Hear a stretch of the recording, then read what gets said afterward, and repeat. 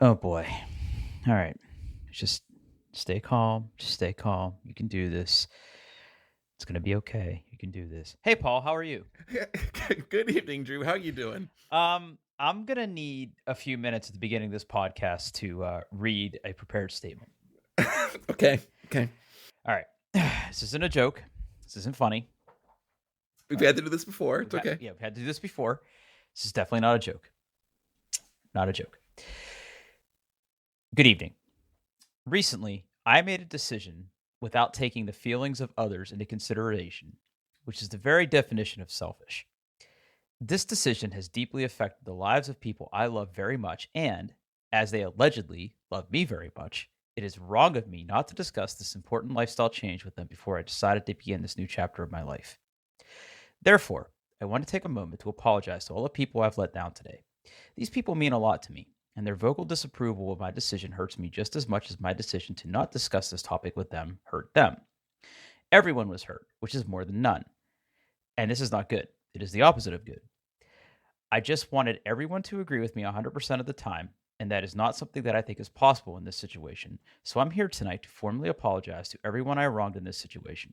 I can only hope that they can forgive me and we can all move past this unfortunate event. I feel that I personally have grown from this experience, and I'll do whatever I can to make sure that I don't make such a selfish, vain decision in such a vacuum ever again.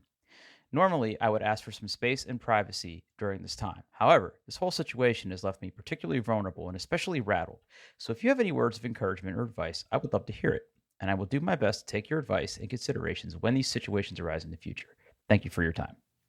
Are you taking any questions? Yes, yes, you in the front in the Starfleet uniform. What are you apologizing for? I decided that I was going to try to grow a beard. Oh shit! And that has been a decision that has not been well received.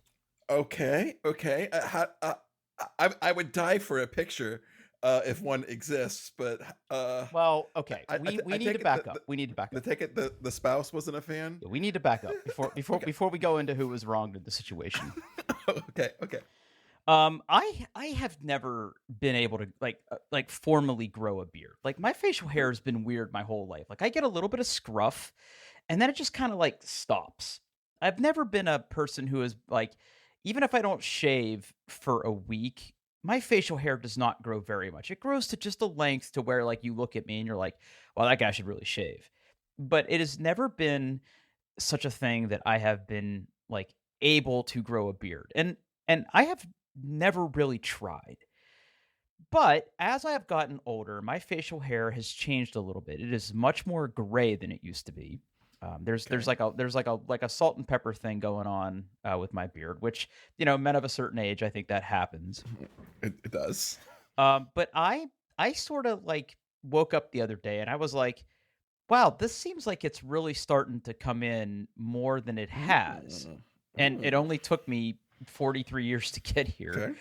Okay. But I was like, you know what? Instead of shaving it all, I'm gonna like watch a YouTube video, as one does, about how to like trim a beard, like Okay. shape it up a little bit. I shaved under my neck and I shaved my sideburns a little bit, like tapered them and kind of edged it a little bit and cleaned it up. And it's not long enough that I have to like run anything through it to knock the length down. It just needs to come in a little bit more, but it's really starting to come in. Now, I made this decision last week, and no one has said anything. And I'm Okay. not naming Okay. names. Okay. Not naming Okay. names.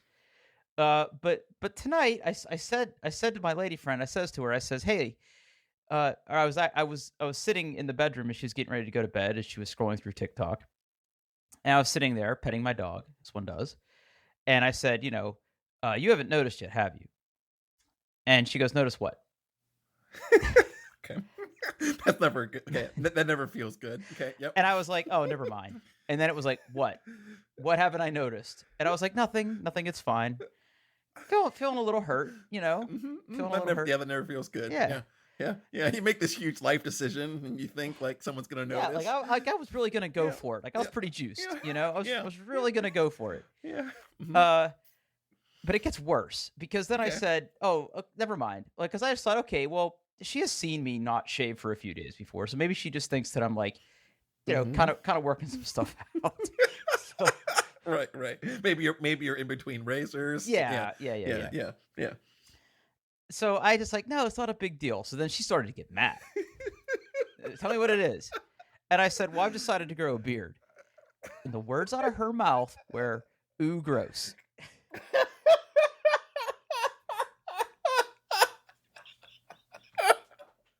Oh, oh, I have literal tears coming out of my eyes. And like, first of all, how dare you? How did you know the worst thing to Yeah, possibly like say? the worst thing that could come out of your mouth in that situation. I was just looking for a little bit of encouragement. Like, Yeah, yeah.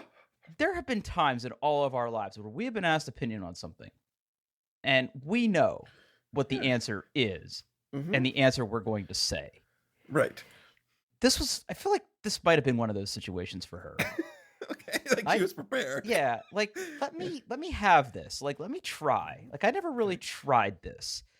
I don't have any hair left on my head, right? Like I was trying something. I was like really putting myself out there.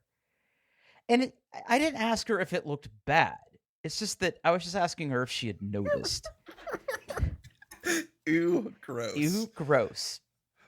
And I was like, well, did you immediately like storm out of the room and start crying? No, I just collected myself. I said, I have to go record a podcast. I will shave this later.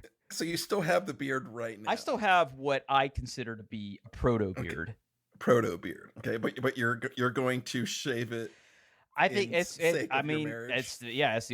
only thing left to do is shave it. I mean, clearly I'm not allowed. Wow. She just swung for the fences. Yeah. Oof. I mean, I have an easier time getting things through my HOA than apparently not the permission I need to grow a beard. How dare I? Yeah. That is a typical, like, I've seen that happen with people I work with. Is like they'll try something, they'll come in one day and they'll have a mustache, and then like the next day they won't, and it's like, oh yeah, the wife, she couldn't take it anymore. I've never been a big mustache guy, and in fact, like I'm kind of doing this thing where I want to try to go for like the bald guy with like not like a full bushy beard, right? Just like a little bit of facial hair, all the way, kind of from like the tops of my like sideburns. Down around the chin and like around my mouth, and I've been like watching some videos and figuring out what kind of trimmers I'm gonna have to buy, because I mean, let's face it, we're all here for the gear. I thought this would give me a really good chance to like invest in some of this, because I want to do it right, but you've had a beard before. Yes, I still have one. Yeah, you do. Yeah. How do you It's mostly out of laziness. Yeah. But how do you keep it? I mean, you keep it looking good though. I just have a essentially like a beard trimmer with a guard. Mm-hmm. And you just kind of run it through there. Keep everything the same length. And then I have a more fine detailed one to kind of just shape it, because like you get like hairs that like don't follow, like you have this line of what you think your beard should be like, and then you have deserters, ones that kind of go above that line. You got to get rid of that shit, and like trim the mustache, because I don't like it over my lip. I hate the little bit of hair that's underneath the lip. I hate that. That's got to go. I like a little bit of a gap between like my upper lip and my lower lip, and I like a little bit of gap between my nose and like the start of the mustache part. Okay. I let mine go all the way up to the nose, but mine stops right at the top of the lip. I don't like it going below that. That angers me. And also like part of my mustache, like kind of right in the middle, grows in thicker than the rest. So I have to spend some time dealing with that. Yeah, like when I forget to shave for a day or two, the first areas of my face that start to grow hair are like the exact pointed corners of like my chin. So there's just like two dark spots that like just slowly kind of spread. So you know what? I don't. But I'm going to say you have to keep in mind that my wife and I both are about the camp of you can do whatever the hell you want with this the stuff on your body. Right. She hates my long hair, hates it. And I still keep it. So just keep that in mind when I say, Drew, you should give it another week. You think so? I think so. But it grows at such a slow rate. I'm gonna need more time, and I feel like after tonight, I'm on notice, right? Like I got the bad performance review. I got the needs improvement performance review. I have a limited amount of time to turn things around. Yeah, but at least I would time box it and say like, hey, time box it, you middle manager. I know. I sold out. And said like, hey, I kind of want to see where this beer takes it. Like, let's give it 1-2 weeks, whatever you think you need, and then you can revisit it and then decide whether it's something you like. And like maybe you've not invested all the gear that you need quite yet. But I'd give it a try. If it was me, Drew, I would give it a try. But then again, yeah. She said, "Ooh, gross." Those were her words exactly. She wasn't half asleep. Yeah. She was sober. She was cognizant. She was in full control of her facilities, and she said, "Ooh, gross." Oh. And we're very much in the same camp. Like we do whatever the hell we want to do. I mean, my wife is very lenient with my lifestyle decisions. I feel like there have only been, and I could probably count on one hand, the number of things in my life where my wife has like voiced literal disapproval, and this is one of them, and it's been a while, so it completely like blew me away that that was the response. I'd still give it some time, Drew. I'd give it some time. Okay. I think I'm gonna say Paul said it's okay. That's fine. Throw me under the bus. It's fine. She does listen to these podcasts, right? So oh yeah. No, she's. Okay. I'm gonna have some splaining to do. Okay. After her car ride where she listens to this. Okay, Mandy, let him try the beard. You know what? And give him some time. And if you still don't like it, then maybe choose your words a little differently. Yeah, your words are hurtful. Maybe not ooh gross, but maybe say, hey, I prefer you clean shaven, or I don't think the beard works for you. But yeah, and I'll be very vulnerable with you. If she had said, I have seen you with facial hair or what you consider to be facial hair, and it doesn't look good on you. And I would have gladly taken that feedback, because I'd have been like, oh my God, thank you. You're doing me a favor. Mm-hmm. But ooh, gross. Ooh, gross. The literal worst thing she could have said. Oh, did you have just a dagger going right into your heart? Like, she didn't even look at me. She barely looked up from her TikTok. Like it was like ooh, gross. It was such a visceral knee-jerk response that it couldn't have been faked. Like she wasn't making a joke. She wasn't being funny. That was well, first of all, if she was, she's a master tactician. But no, this was very much from the heart.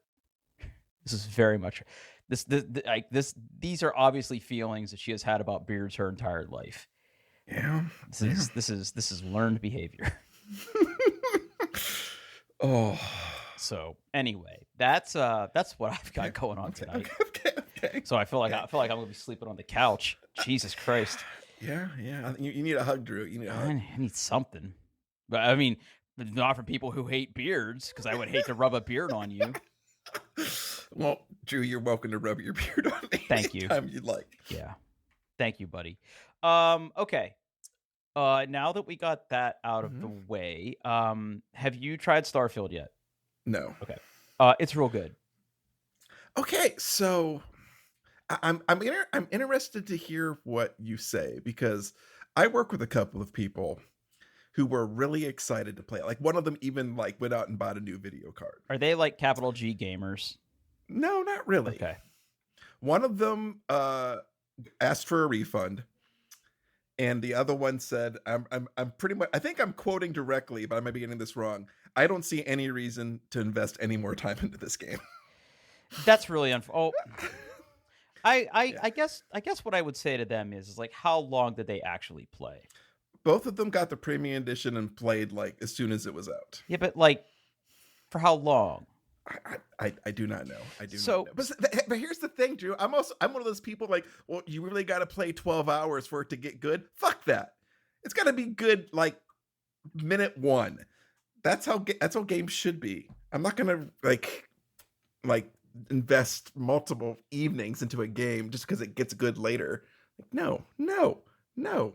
Anywho, what do you like about the game, all Drew? right. I want to hear your opinion. So let me see if I can actually see how many hours I now have into this. I'm pretty sure the Xbox app will tell me that. I should have had that running before we got started. Let's see. Where does it tell me how many hours that I've played? Um, wow. Oh, that's how long to beat. Okay. That's not my playtime. Where's my playtime? I don't know. Hold on. Views, more. No. Additional info. It has to tell me this. It has to. Doesn't it? No, it technically doesn't.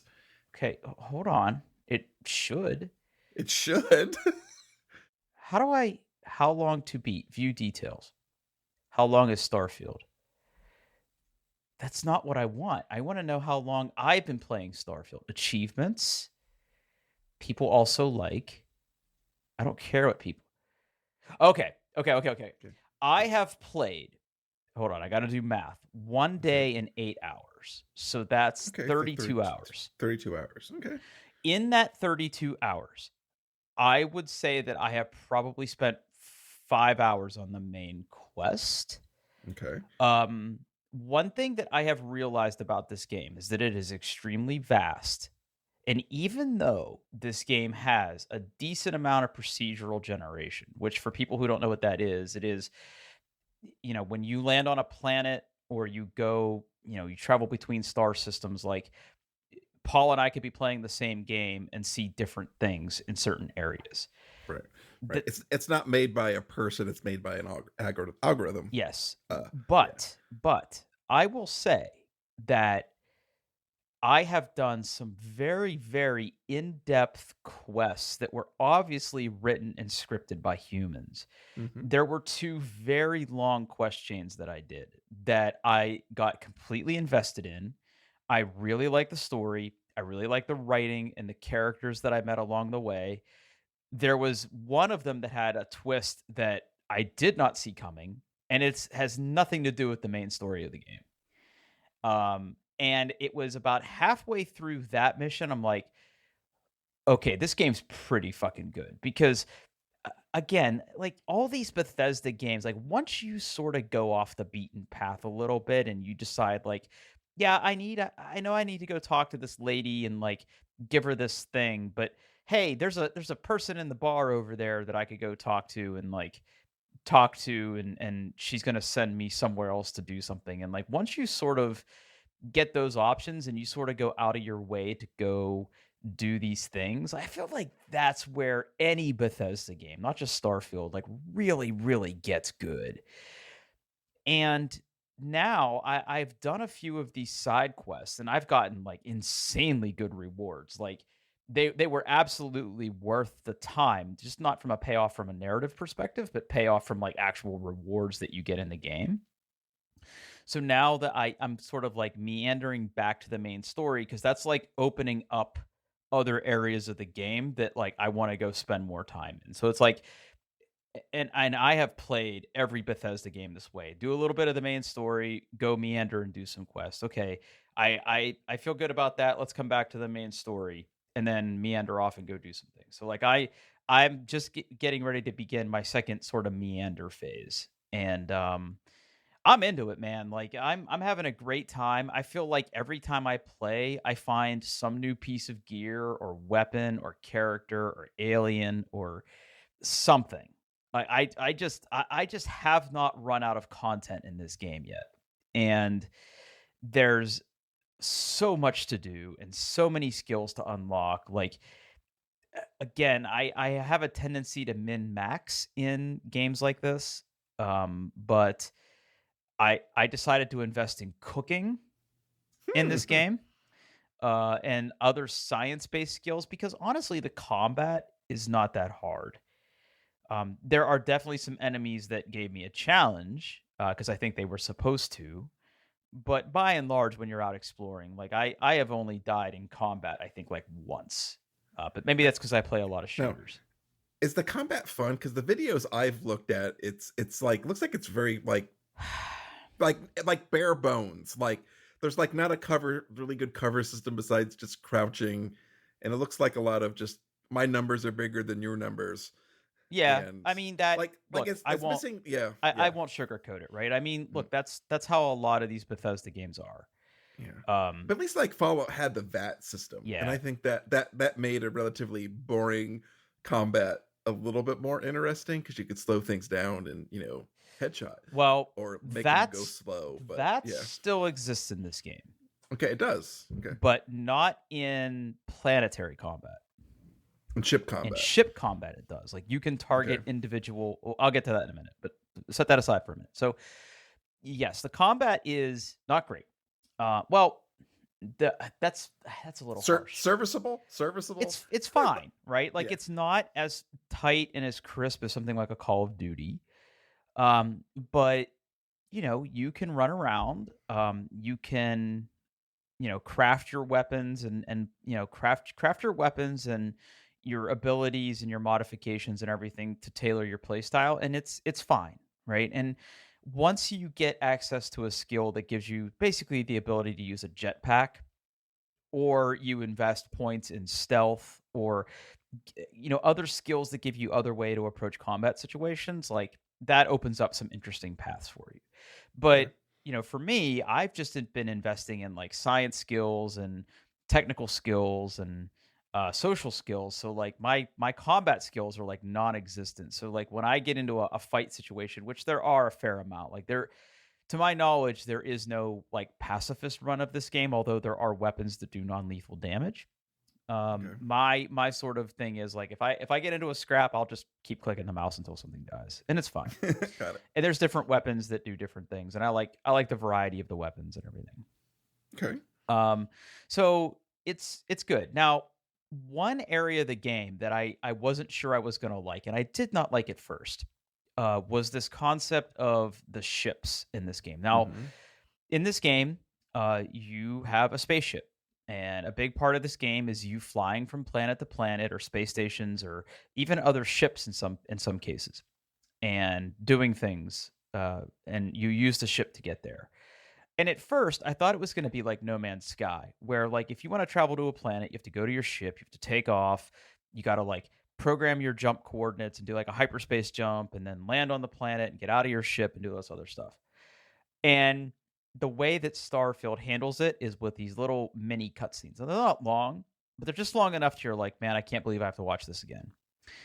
But you don't have to do that at all. Like you can completely fast travel from one planet to another with never getting in your ship if you want. Like you can just basically say, "Oh, my mission wants me to go to this planet." And unless there's a reason you can't go to that planet directly, like maybe you need to like discover the system first, like you have to manually jump to it and you have to like because you're like your spaceship can only do so many like hyperspace jumps of so far, so like you might have to make like an intermediate jump or something like. But once you discover it, like you can immediately jump between the two, like just by using your fast travel button, which is nice, and that saves a lot of time. But the ships are interesting because you can basically build your ships. And when I say build your ships, I'm not just talking about like customizing your weapons or like making numbers go up. Like you can physically construct your ship, and when you physically construct it, when you enter your ship, like you are walking in what you just built. So you can add different habitat spaces, like or science spaces, or kitchen spaces, or bunks, or living quarters, or different cockpits, or cargo holds, and that all has like a real in-game effect that you not only see but has like real drastic like I have to like get in my ship and walk from one end to another. Well, like if you make this huge ass long ship, like that's pretty tedious. And there's been some funny Reddit posts of people that have like constructed like giant like letter L's. Take them like 10 like 2 or 3 minutes to walk from one end to another. But that's all funny. But that's been really fun actually, and like because like the size of your ship, it determines like how much cargo you can carry, and the whole crafting system relies on you having resources that you have to store somewhere. And if they're stored in your ship, you can technically access them from anywhere. So like you have to like dump all the shit in your ship. But it's been good. Like I'm not gonna say it's gonna be game of the year. Like I'm not saying that, but I really like it. I like the aesthetic. I like the writing. There's only like they do this thing, and it's kind of a trope, but the different main factions all kind of have a feel. Like the United Colonies are like what you imagine Commander Shepard lives in, right? Like Okay. it's and I've had a lot of people refer to this game as basically first person Mass Effect, and they're not far off. They're not. Okay. Like the character interactions and like how you sort of travel between planets and stuff. Like it's very Mass Effecty, and if you sort of look at it through that lens, like I don't know, I feel like my enjoyment goes up a little bit. But it's kind of that vibe. And then there's like the Freestar Collective, which is like the old West. And like the minute I landed on the planet, I'm like, oh, okay. Like Okay. I don't want anything to do with these people because I don't like dirt. So I'm not gonna come back here. And then there's like these weird religious zealots that worship like a snake god. I don't really know how I feel about them yet. I've only met a handful of people from them. They're kind of secretive. I feel like the plot's going to eventually throw me into some intrigue there, and I'm trying to bang a companion that is like a member of them. So Okay.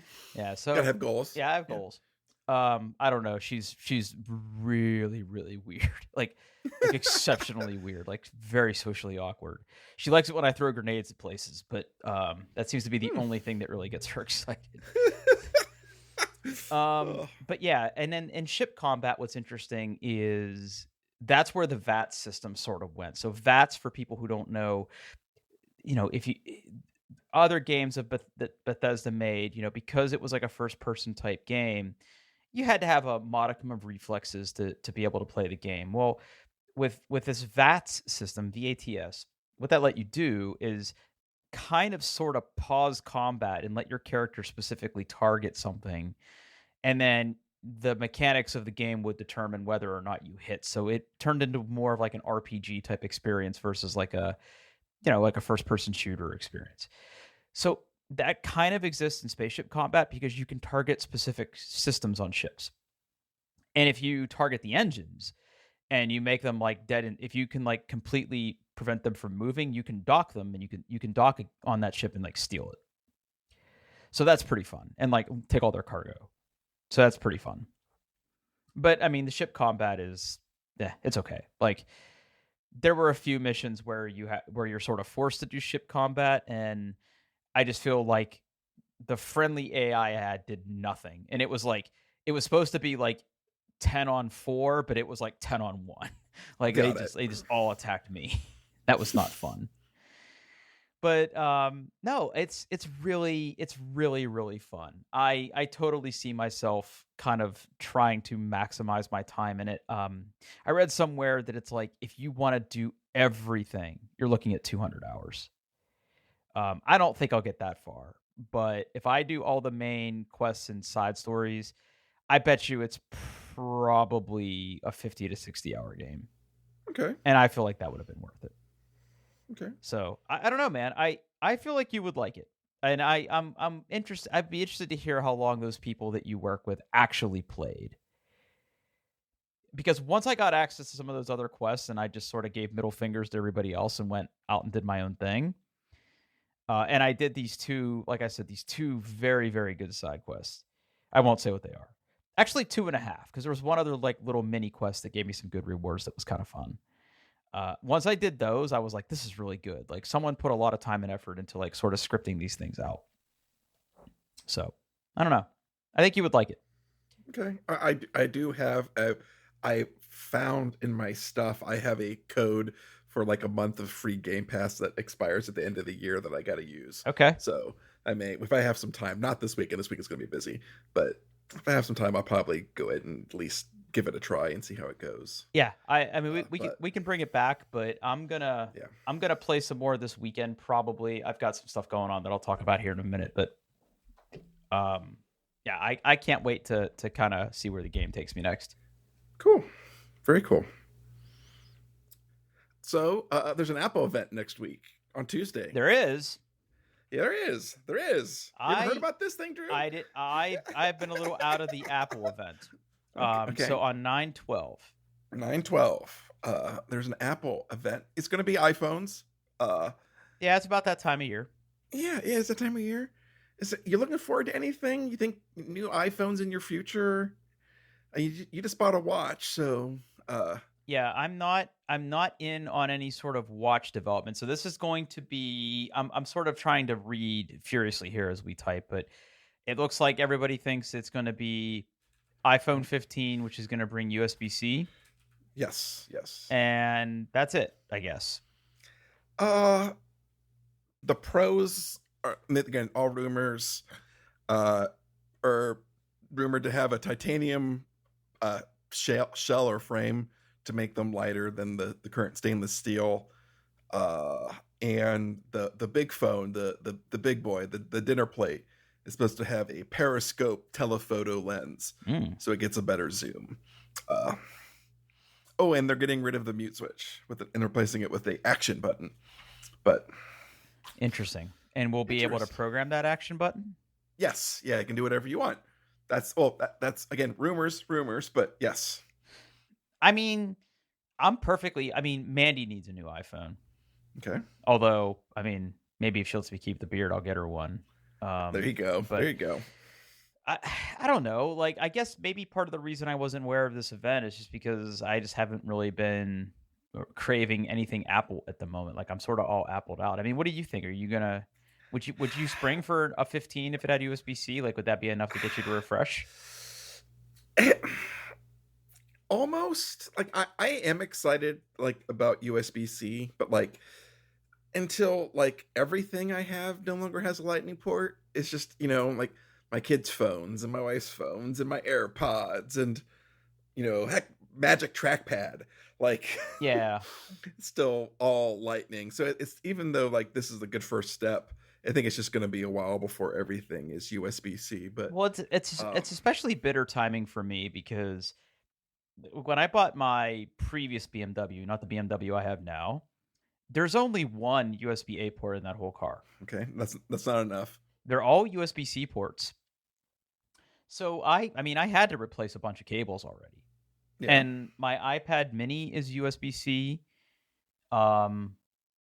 But yeah, I mean, everything else is still Lightning. So, I mean, I have USB-C cables here, so like I could charge them. But yeah, I don't know, man. Like that's not enough to get me excited. Maybe if the phone's, my phone's not heavy. It's not light, but it's not heavy. I don't know. Now, usually, iPhone event is also Apple Watch event. Mm-hmm. And if they come out with an updated Apple Watch Ultra, which is rumored, I think I'm going to do it. What are they saying is going to be different? Updated system on a chip. This is finally a year, apparently, where they're updating the system on a chip on the Apple Watches, and a new black color, which I actually like the base titanium color. I do too. I love the color of my watch. I just like, you know what? Like, I know I'm kind of at the end of the cycle. Honestly, even if they don't release it, I think I might buy one. I kind of just want to know, like, hey, like, is this going to be the state of the art for Apple Watches for another year? It is great. But if they do come out with a new one with an updated chip, and that's it. That's all I need. Just, hey, new Apple Watch Ultra, and be like, yes, please. There's also been talk of Apple eyeing 3D printing for case design. Yeah, so I guess I don't think it's going to happen in like this particular model, but I guess it may even be that the titanium frame is, but it uses that new 3D printing technique where it basically takes like a metal powder and Yeah. then Yeah. Yeah. through Yeah. witchcraft makes stuff, which uh from what I understand is far less wasteful, and also it's much easier to like retool, like Hmm.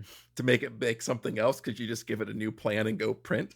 Uh where otherwise, because like with the aluminum they have now, like they have like a block of aluminum and they carve things out and then the waste gets melted down so it can be reused again. And it's a very kind of labor intensive and wasteful process. And I guess this new 3D printing, uh they talked about that. If you listen to the actual tech podcast, they talk about this, the metal 3D printing a little bit. Hmm. And I guess there was like one of those like Halo cars that they designed, and like most of the parts are like 3D printed in this way, and it's just absolutely incredible. Okay.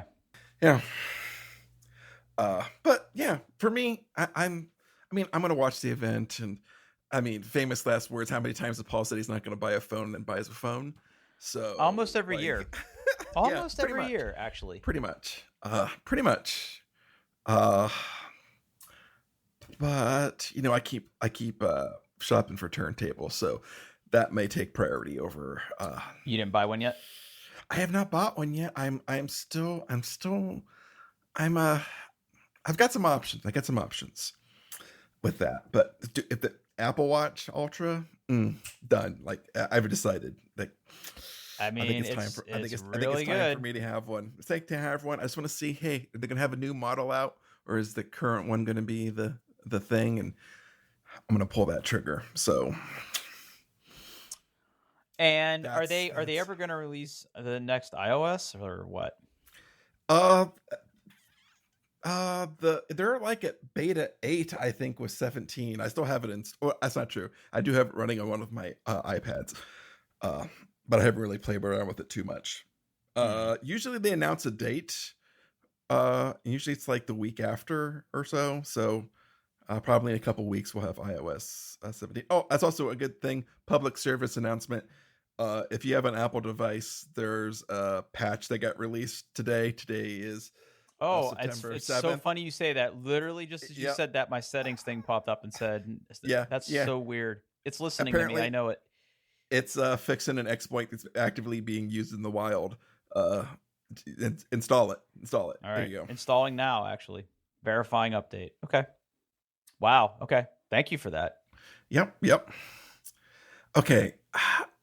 I, Drew, do you need? Is this a cry for help? Yeah, it is. Okay. So this weekend, I'm volunteering my services at my gym.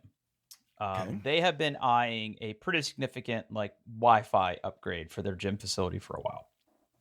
Okay. So prior to some events that are going to happen at the gym this fall, the owner of my gym has made the investment in the hardware, and I, volunteered, and they had asked if I would be interested in helping them basically get all this stuff set up. It's a lot of Ubiquity gear. We've talked about Ubiquity before.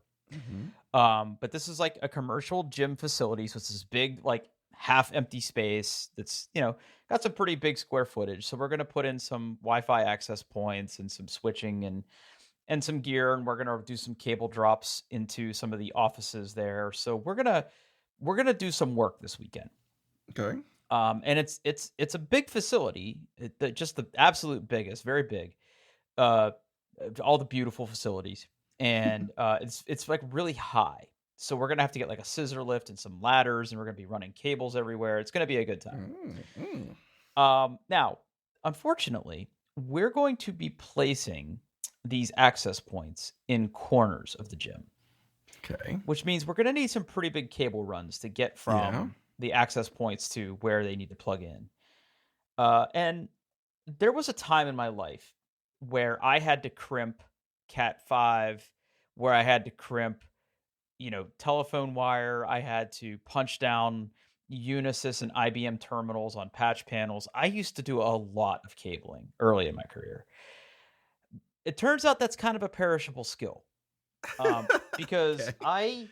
in like when I ran cables in my house here, Mm-hmm. like for my office and stuff, I just on one end, I was terminating in a wall jack, which is just like a keystone where you just punch the wires down and it's no muss, no fuss.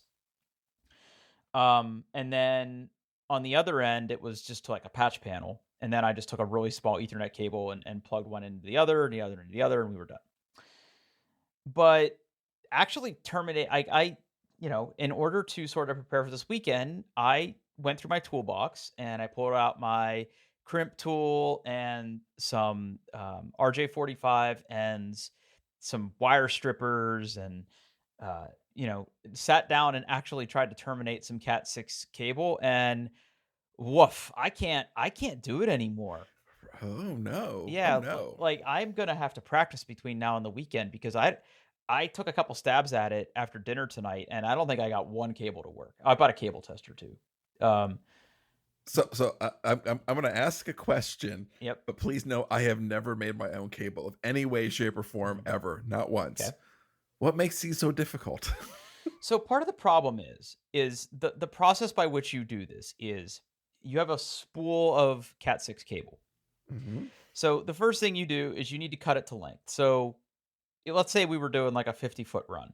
So you would basically cut, 50 plus, a couple extra feet for oopsies. And then you have to strip the end of the cable. Now, this is your first area where you can fuck up.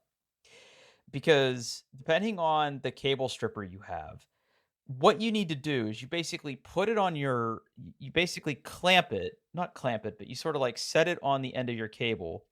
And then you sort of take your finger and they're either like loop shaped or they have like a loop on the end of them, and you sort of like twist it around. And what that does is that kind of scores the outer sheath of the cable that you can then pull off. But if you're not careful and you do your twisty, you get a little exuberant in your twisties. You will not only score the outside of the cable, you'll score the wires where the ones and zeros go, and that's not good.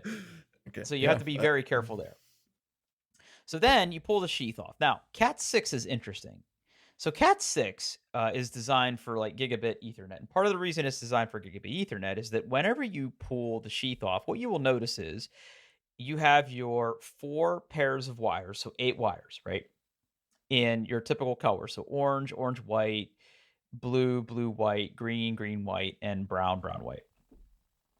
And what you will see is like if you were to hold up the cable and you were to like look at it like end on, what you would see is you would see that the circle of the cable, right? Like because it's in a circular shape. It's like a tube, series of tubes, and there's like a plastic piece in the middle of the tube. And what that is designed to do is it sort of separates off the groups. So like there's 2 in the upper left. There's like 2 wires that are twisted together in the upper left. 2 wires like twisted 4 together. pairs. Yeah, 4 pairs. So, and what that shielding does is it helps isolate the different wires from each other to, reduces interference and impedance and everything. So you get, better transmission rates over longer distances and stuff. So what you have to do is like after you pull that sheath back, you sort of have to bend the wires out of the way and you have to cut that plastic piece out of the middle. There's also a metal wire that's sort of baked in there, like an extra metal wire that isn't, it's not insulated. It's literally just like a piece of like wire. In older Cat 5 cables, it look like a piece of string.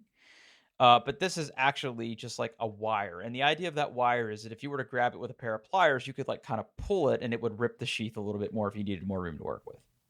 Okay. So you have to cut that out. Then you have to untwist all the wires and you have to flatten them out. Because what you're going to do now is after you get them flattened out, you now need to insert the ends after you get all the colors in the correct order. You then need to insert that into the RJ45 connector and then you crimp it off. But it's tricky because like those little wires never go where you want them to go. They're never perfectly flat. You need to basically shove them in there and kind of hope for the best, and then you crimp them off.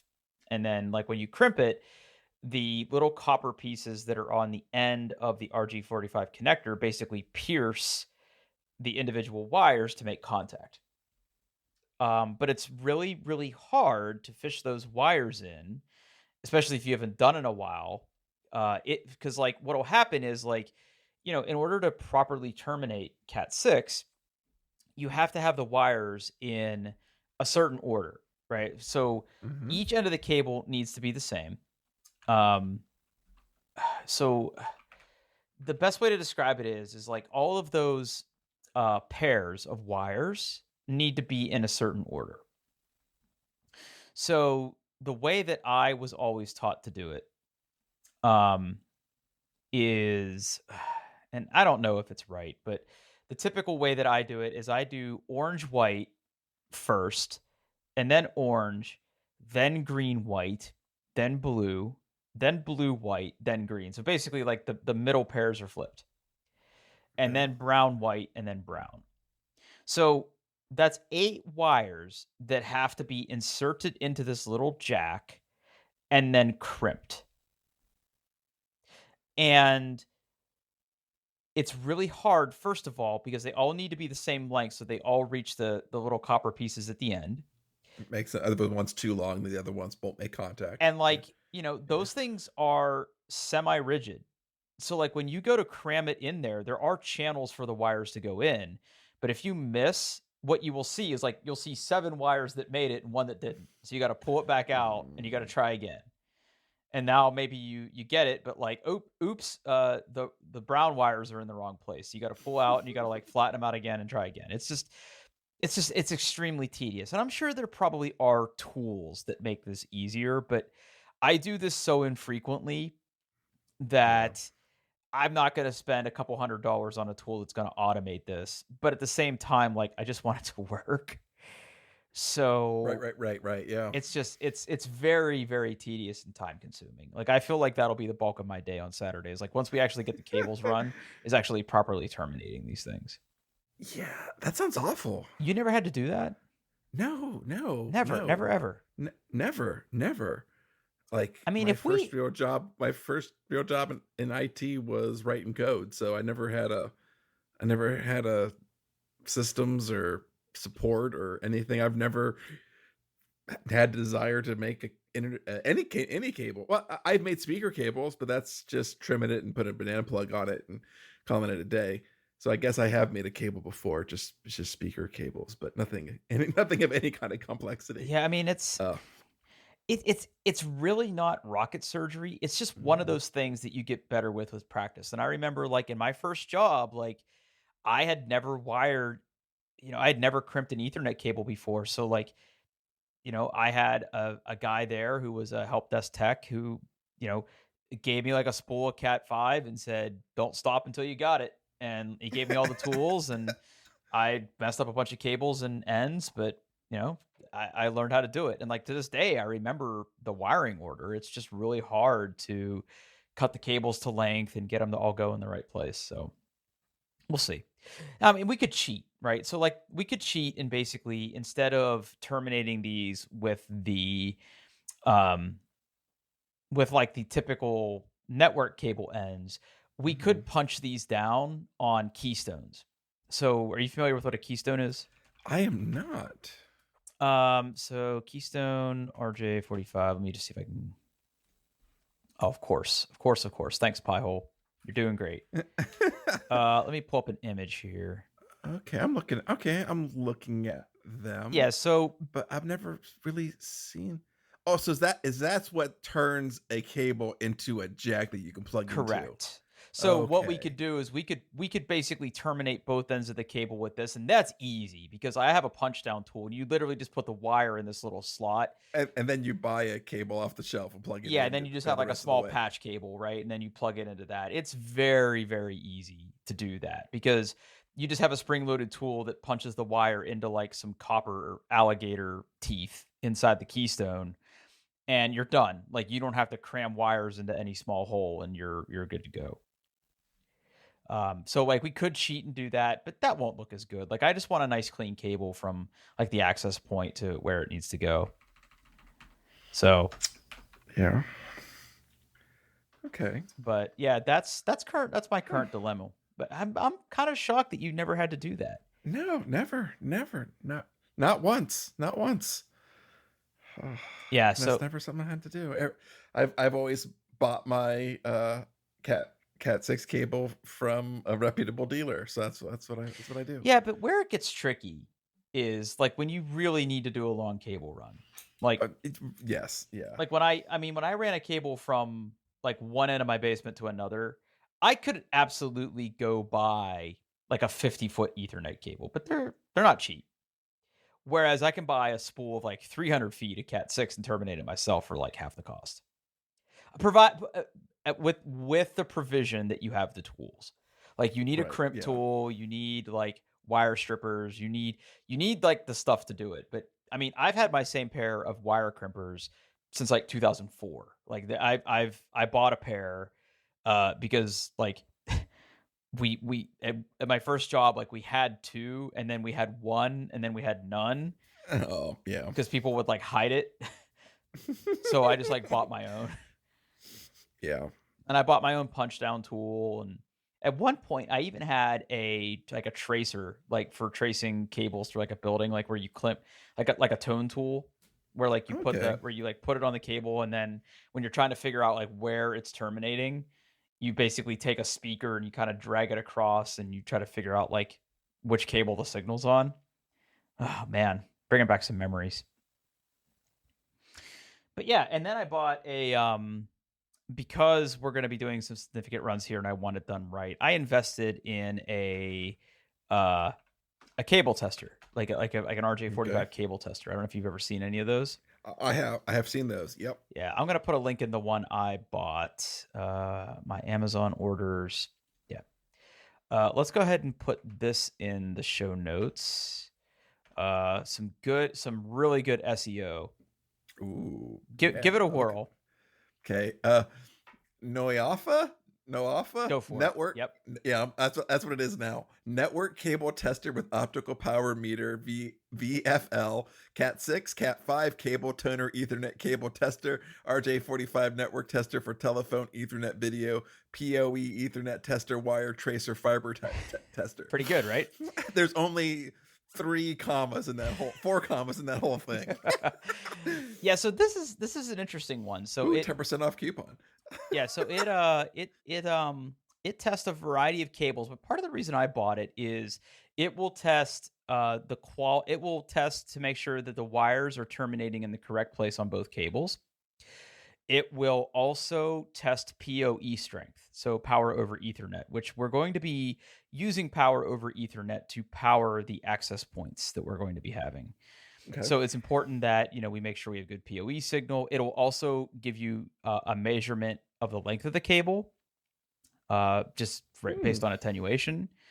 It will also help you scan ports. So if you're curious, like where a particular wire is terminating on your switch, you can do that. It also has that tone tester that I told about. So like that second piece that looks like a big like vibrator with a little nub. So like if I plug in one end of the cable to the other piece, like the piece that has the screen, it can put a tone on the cable, and you can like touch that to the different pieces. And if you hear a beep, then you're on the right cable. And it's got a little built-in flashlight too, which I thought was kind of cool. That's cute. And it looks like it's touchscreen. It is not touchscreen, but it does have. But it has a nice color display.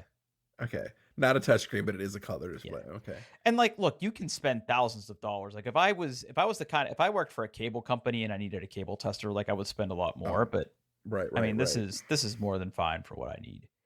And it's got a rechargeable battery, which is pretty nice. So, I've been sort of playing around with it and using it to test the cables that I've unsuccessfully built. So I know that it can tell me when I fuck up. It's really good at telling me that.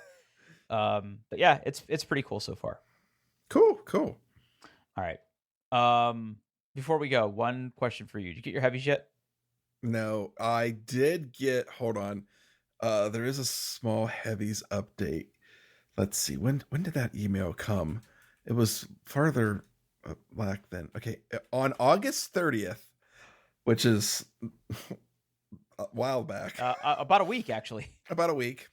I received an email saying we are preparing your order for shipment. Preparing to dodge.